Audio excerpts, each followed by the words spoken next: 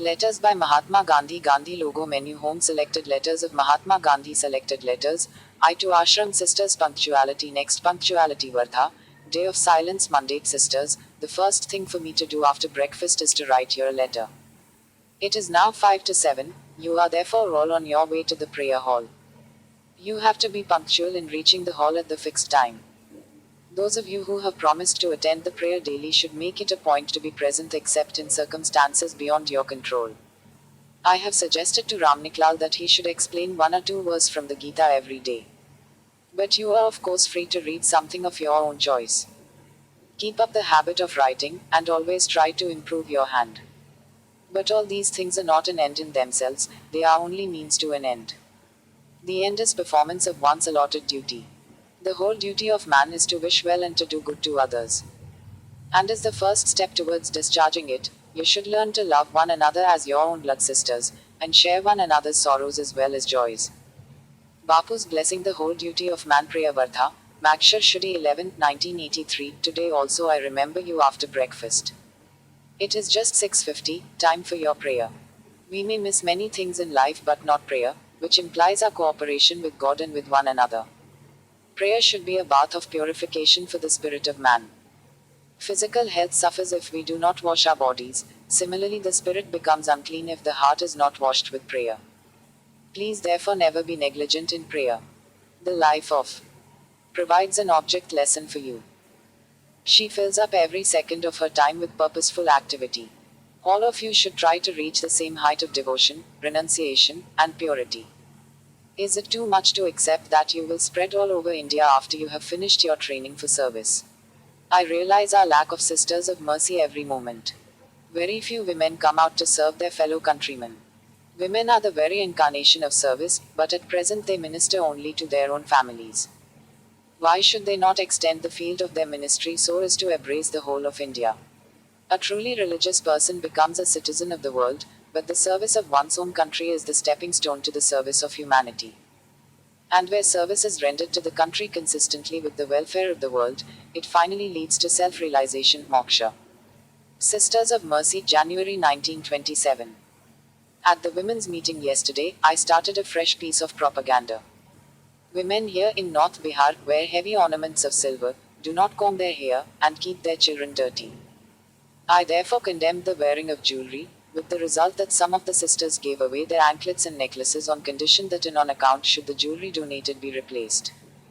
While receiving these gifts, I remembered all of you down there, for you could do this kind of work very much more effectively than I.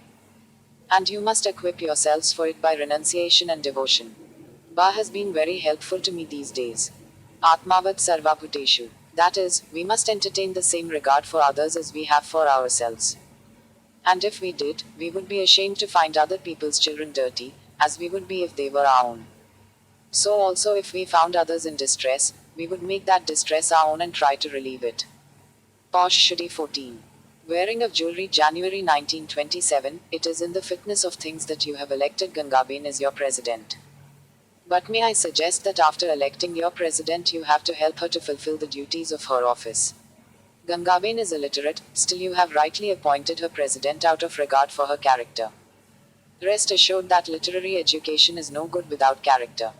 President means chief servant.